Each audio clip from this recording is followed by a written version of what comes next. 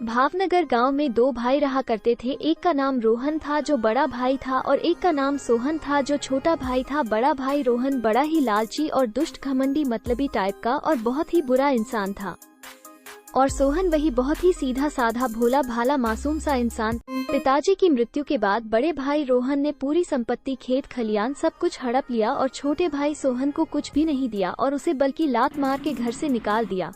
पिताजी की जमीन हड़प कर रोहन बड़े ही सुख शांति से और बड़े ठाट से रहने लगा। उसे अपनी संपत्ति पर बहुत घमंड होने लगा था, यहाँ तक कि उसके सामने कोई भी रिश्तों का मोल नहीं था और न ही उसके लिए वो कोई रिश्ते मायने रखते थे। वो पैसे के लालच में इतना अंधा हो चुका था।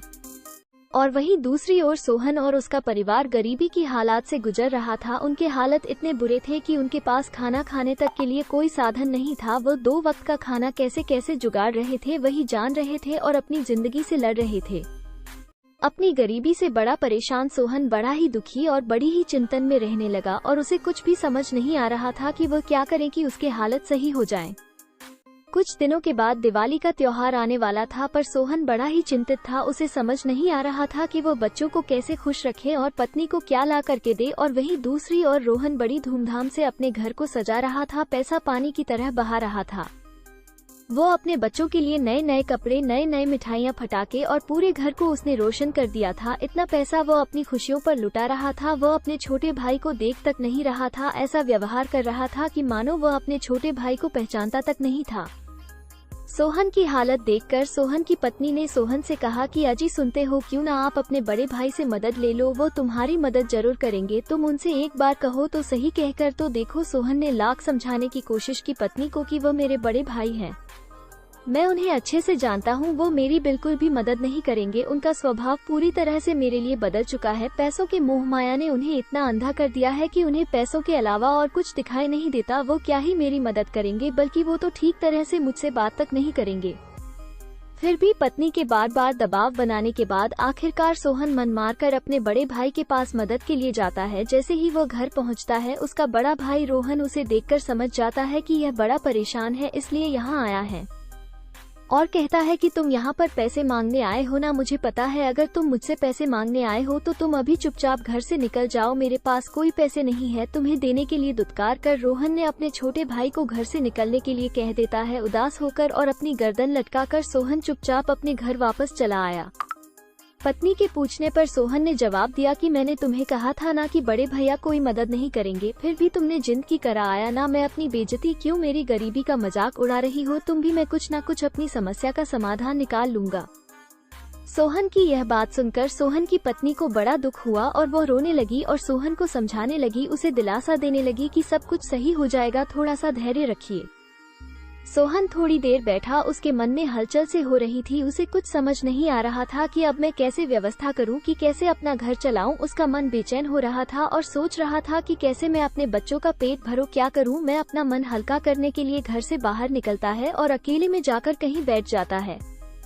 तभी सोहन को कुछ देर के बाद सड़क पर एक बुजुर्ग इंसान मिलता है और वो बुजुर्ग इंसान कहता है कि बेटा तुम ये सामान मेरे घर तक पहुंचा दोगे, मैं बहुत थक चुका हूँ अब और मुझसे ये बोझा उठाया नहीं जाएगा। सोहन भी अपने हालात से परेशान था और वो सोचने लगा कि अगर मैं इनका सामान उनके घर तक, गांव तक पहुंचा दूंगा तो शायद मुझे कुछ पैसे मिल जाएंगे, जिससे मैं अपने बच्चों का पेट भर सकता हूँ। सोहन ने पूरी ईमानदारी के साथ उनका सामान उनके गांव तक, उनके घर तक रखवा दिया था। बुजुर्ग इंसान सोहन के काम से बड़ा प्रभावित हुआ और उसने कुछ पैसे सोहन को दिए, पर वो पैसे इतने भी ज्यादा नहीं थे कि वह अपने बच्चों के लिए कपड़े और मिठाइयाँ ला सके। वो बस 2 वक्त का खाना ला सकता था।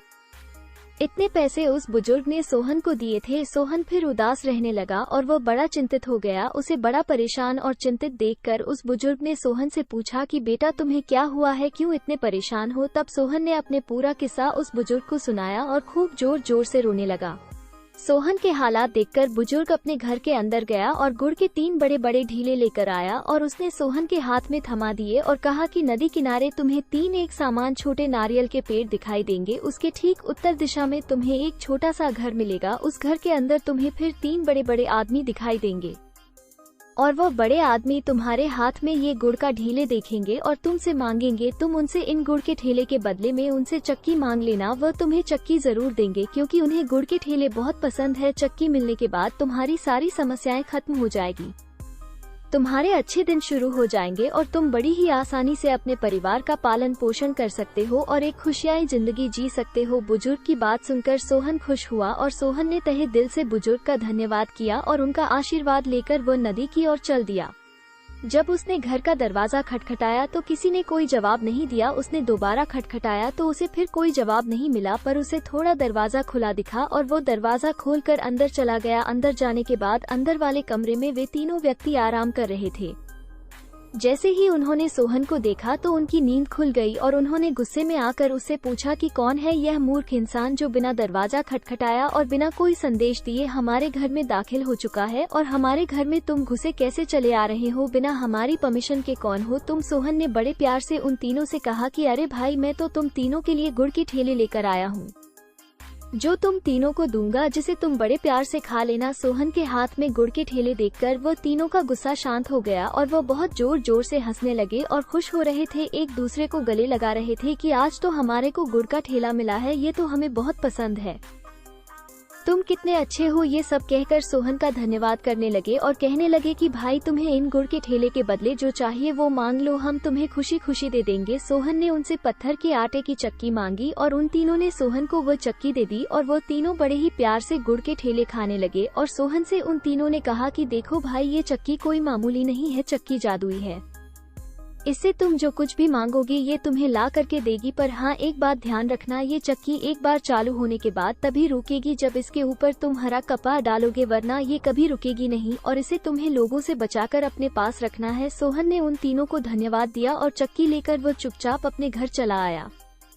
सोहन घर आता है और देखता है कि उसकी पत्नी उसके राह में उदास दरवाजे किनारे बैठी है और उसके बच्चे भी भूखे ही सो चुके हैं। पत्नी की हालत देखकर सोहन ने अपनी पत्नी को पूरा किस्सा सुनाया। पत्नी ने सोहन से कहा कि सुनो जी, इस चक्की को जमीन में कपड़ा बिछा कर रखो और हम देखते हैं कि यह चक्की सचमुच काम करती है या नहीं करती। सोहन ने चक्की को कपड़ा बिछाकर जमीन पर रखा और सोहन की पत्नी ने चक्की से कहा कि चक्की चक्की हमें आटा दो, तो चक्की ने उसे आटा दे दिया और वो दोनों बहुत खुश हुए। ऐसा जादू ही चमत्कार उन्होंने पहले कभी नहीं देखा था। सोहन ने चक्की से फिर कहा कि हमें चावल दाल, और धीरे धीरे करके सोहन ने चक्की से जरूरत का सारा सामान मांग लिया। इसके बाद सोहन ने उस चक्की पर हरा कपड़ा डालकर उसे ढक दिया और चक्की फिर शांत हो गई। उस दिन सोहन के बच्चों ने और सोहन ने पेट भरकर खाना खाया था और बड़ी अच्छी नींद निकाली। सुबह होते ही सोहन ने चक्की से फिर ढेर सारा अनाज लिया और उसे वो मार्केट में जाकर बेचने लगा। धीरे धीरे सोहन की आर्थिक स्थिति अच्छी हो रही थी और अनाज बेचकर सोहन ने कुछ पैसे जमा किए और अपना व्यवसाय चालू किया। देखते ही देखते दिन साल में गुजर रहे थे और सोहन की स्थिति और अच्छी होती जा रही थी। उसने गांव में ही एक शानदार बंगला बना लिया और गांव के बगल में खेत खरीद लिया और गाड़ियां खरीद ली, और सोहन लोगों की मदद भी करता था, दान पुण्य भी करता था। देखते ही देखते सोहन की तरक्की के किस्से पूरे गांव में फैल गए। जैसे ही यह बात उसके बड़े भाई रोहन को पता चली तो वह सोहन से जल उठा और सोहन की तरक्की रोहन बर्दाश्त नहीं कर पा रहा था। उसे यकीन नहीं हो रहा था कि सोहन इतनी जल्दी इतना बड़ा धनवान व्यक्ति कैसे बन सकता है, जो कल तक 2 वक्त का खाना नहीं खा पा रहा था, आज इतना बड़ा कैसे बन गया। और सोचने लगा कि ऐसा क्या कर दिया सोहन ने कि उसके पास मुझसे भी ज्यादा पैसा आ गया। ऐसा कौन सा व्यवसाय कर रहा है वह, जरा हमें भी तो पता चले। रोहन ने फैसला किया कि मैं भी तो देखूं भला कि यह सोहन मुझसे इतनी जल्दी अमीर कैसे बन गया, ऐसा क्या है इसके पास में। और रोहन ने एक दिन सोहन के घर जाने का फैसला किया और रात में जब रोहन सोहन के घर पहुंचा तो उसने देखा कि सोहन चक्की के पास बैठा है और चक्की से कह रहा है कि चक्की चक्की मुझे चावल दो। रोहन को जरा सी भी देर नहीं लगी समझने में कि सोहन की कामयाबी के पीछे इस चक्की का जरूर बड़ा कोई हाथ है, और रोहन ने अपने ही दिमाग में एक प्लान बनाया और खुद से कहने लगा कि क्यों ना मैं इस चक्की को चुरा लूं और मैं भी इसकी तरह अमीर बन जाऊं, तो मैं भी इससे ज्यादा बड़ा धनवान बन जाऊंगा, गांव में भी मेरे इससे ज्यादा चर्चे होंगे। और ऐसे ही सपने रोहन देखने लगा। अगले ही दिन रात के समय चोरी से रोहन सोहन के घर में दाखिल हुआ और रोहन ने देखा कि पूरा परिवार सो रहा है और उसकी नज़र चक्की पर गई जो हरे कपड़े से ढकी हुई थी। रोहन ने उस चक्की को चुराया और चुरा करके वह अपने घर की ओर भागने लगा। भागते भागते वह अपने घर पहुंचा। रोहन घर आया और अपनी पत्नी से बोला कि तुम सारा सामान अपना बांध लो, हमें सुबह होते ही यह गांव छोड़कर कहीं किसी और दूसरे गांव जाना होगा। पत्नी ने कहा ऐसा क्यों? तो रोहन ने कहा कि मैं तुम्हें सारा किस्सा कल सुबह गांव छोड़ने के बाद ही बता पाऊंगा, अभी तुम सामान पैक करो और जल्दी सो जाओ ताकि हमें सुबह जल्दी उठकर यह गाँव छोड़ना है। रोहन ने अपनी पत्नी और बच्चों को सुबह जल्दी तैयार किया और एक नाव का सहारा लेकर समुद्र के रास्ते जाने लगा। समुद्र में जाते ही पत्नी से रहा नहीं गया। पत्नी ने रोहन से पूछा कि अब तो मुझे बताओ कि ऐसा क्या हुआ है कि हमें सुबह सुबह घर छोड़कर जाना पड़ रहा है। इतना अच्छा हमारा घर है, इतने अच्छे लोग हैं हमारे गांव में, हम इन सभी को छोड़कर आखिर में जा कहाँ रहे हैं, हमें तो कुछ नहीं पता। फिर रोहन ने अपनी पत्नी से कहा कि हम समुद्र के उस पार एक छोटा सा गांव है जहां मेरा दोस्त रहता है, हम पहले उसके घर जाएंगे और कुछ दिनों के बाद वहीं पर ही हम अपना घर भी बनाएंगे। रोहन की पत्नी ने कहा, पर ऐसा क्यों और ऐसा क्या है इस ठेले में जो तुम मुझे बता नहीं रहे हो? उस थैले के अंदर जादुई चक्की थी।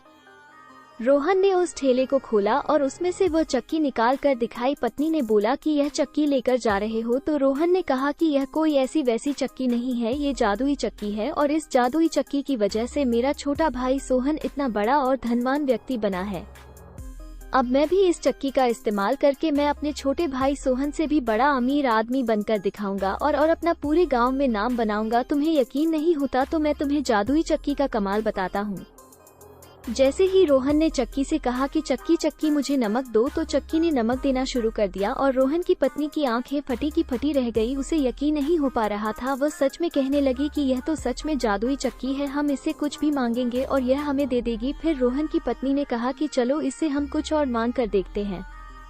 उसने कहा कि चक्की चक्की मुझे एक हीरे का हार दो ना, पर चक्की कहाँ से देती क्योंकि चक्की तो पहले से ही नमक दे रही थी और रोहन को चक्की बंद करना आता ही नहीं था। उसके पास आधा अधूरा ज्ञान था। आधे अधूरे ज्ञान होने की वजह से नमक निकलता रहा और पूरी नाव में बढ़ता रहा। नमक ज्यादा होने की वजह से नाव का भार बढ़ा और नाव समंदर में डूब गई, जिसमें रोहन और उसका पूरे परिवार डूबकर मर गया। और कहते हैं कि आज भी समंदर में वो चक्की चल रही है और नमक दे रही है, इसलिए तो कहा जाता है कि समुद्र का पानी खारा होता है।